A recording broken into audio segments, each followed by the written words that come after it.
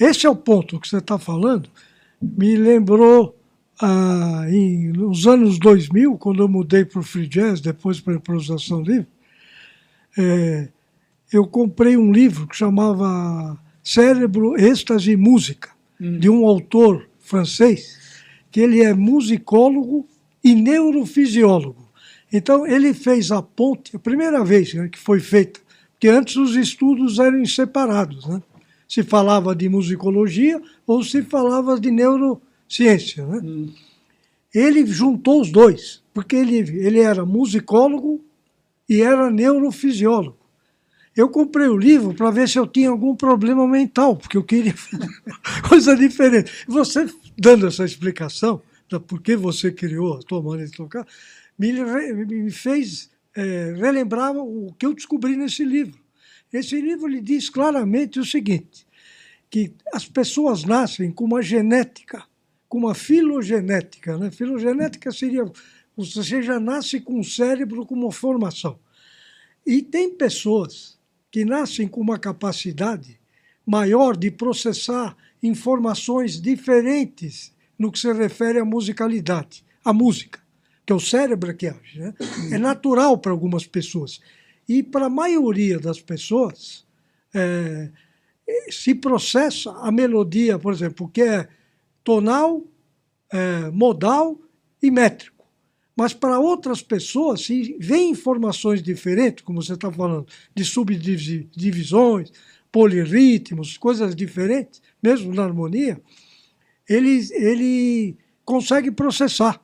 Então, o que às vezes chamam de dom ou de característica é o teu cérebro. Quer dizer, a gente já nasce com essa inquietude. Não é porque quer ser melhor, não é porque quer ser diferente, não é nada disso. Faz parte da tua natureza cerebral. Então, você contando a tua experiência, eu vejo que é isso que aconteceu com você, então. Eu te conheço há tanto tempo, mas eu também estava curioso. Porque quando o Irio saiu, eu pensei comigo, eu falei, porque eu assisti o teu trio desde o começo, eu ia assistir, né? E eu falei, meu Deus, como é que o Neném vai fazer agora? Vai ser difícil substituir. Depois, quando eu vi o outro, eu falei, meu Deus, já está tudo resolvido. Então, foi um negócio que eu senti esquisito. Tanto eu quanto o Alberto, porque a gente estava tão habituado com o Lírio, né? Os ensaios era tipo, dava uma passagem, já estava tudo debaixo do dedo. Né? Mesmo coisas difíceis que você escreve, né, para o cara. O piano é o instrumento que mais sofre no trio, porque ele tem a função de tocar melodia, harmonizar tudo e. Entendeu? E não, né, os outros, o contrabaixo também, porque dependendo do que você escreve para ele. Né? Eu não sei por quê, né, que existe uma resistência no aspecto da evolução do músico, entendeu? Porque tudo na natureza tem evolução. Então, por que na música você não pode evoluir? É como você falou, 60 anos, aquela mesma que chamam de batida, né? A gente até brincava, né? Batida é coco, amendoim e tal, né? Não é batida, desenha o ritmo. Mas que seja, aquela batida que nós aprendemos no começo da Bossa Nova, que a gente adorava, que a gente ficava encantado com aquilo, né? Que você ficou, eu fiquei também, né? É uma coisa fantástica. A gente ainda usando o caramuru, que a minha também era um caramuru com prato de lata, né? Eu fico pensando, por que a gente sempre teve, quer dizer, essa inquietude, né, de querer fazer as coisas da gente, quer dizer, coisas próprias. Sim. Para fazer coisas próprias, você tem que quebrar certas regras absolutas.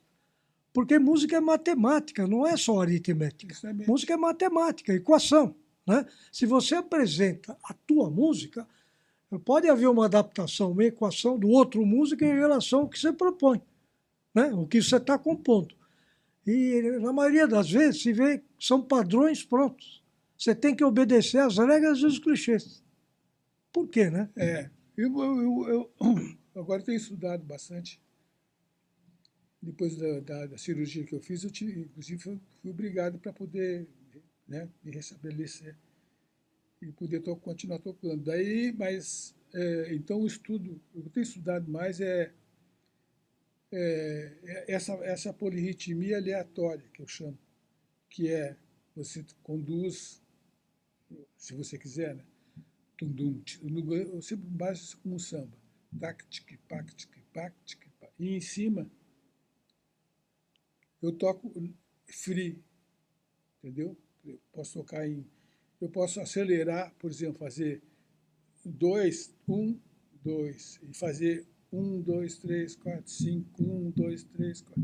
Ou então fazer, e acelerar isso aqui, 1, 2, 3, 4, 5, 1, 2, 3, 4, 5, 1, 2, 3, 4, 1, 2, 3, 4, 5.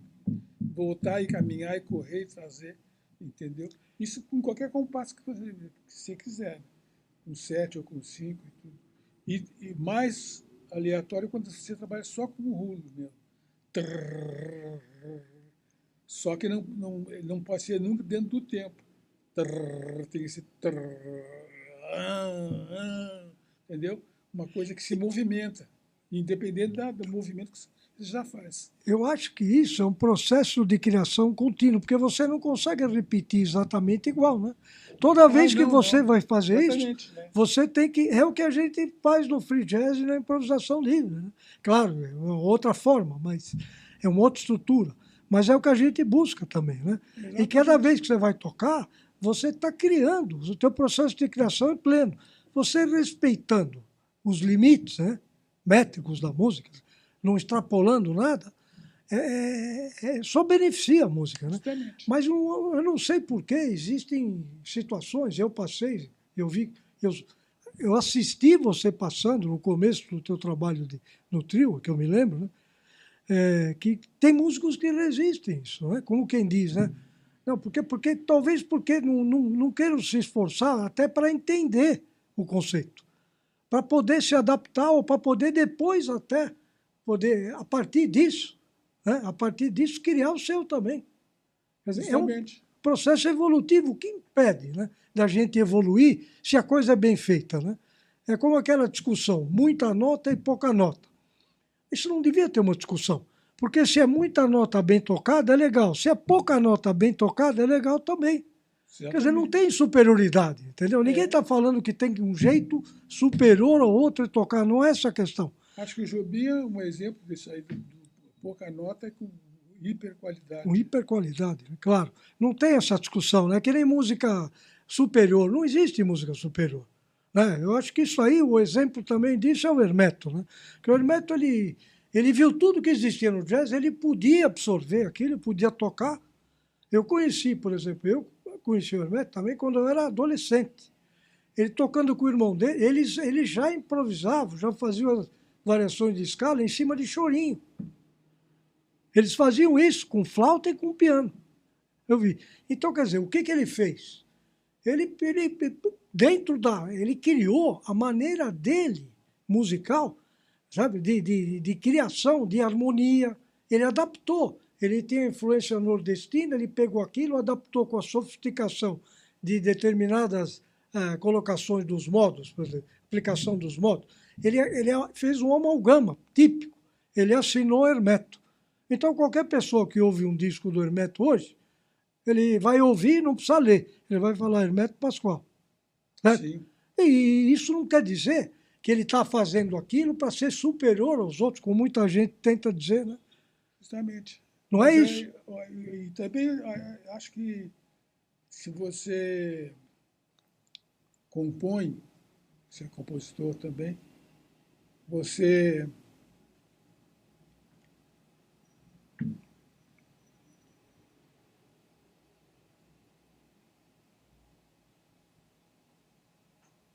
Agora me deu um branco.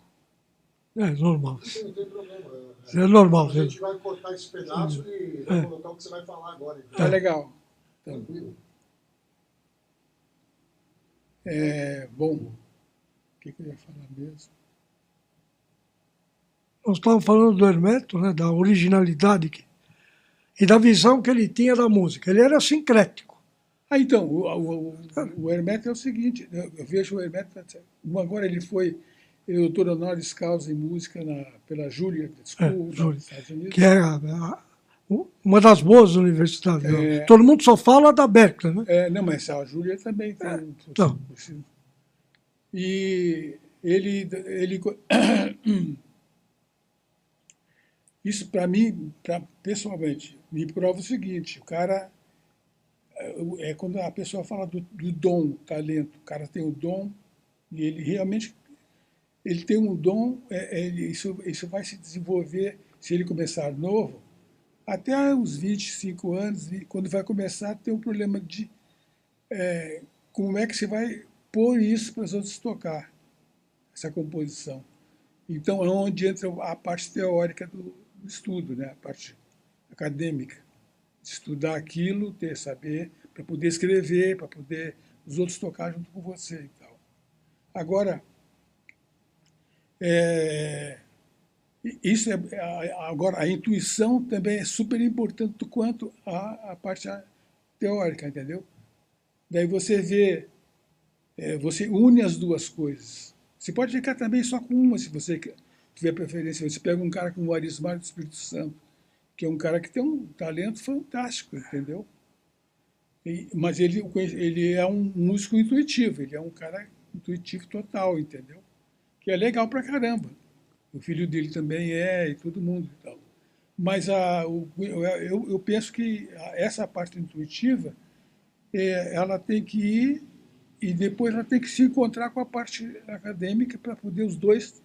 Aí você tem uma coisa completa, né? Você pode mexer com outro tipo de música também, música clássica, sei lá, fazer o que vocês quiserem, música contemporânea, tudo, né?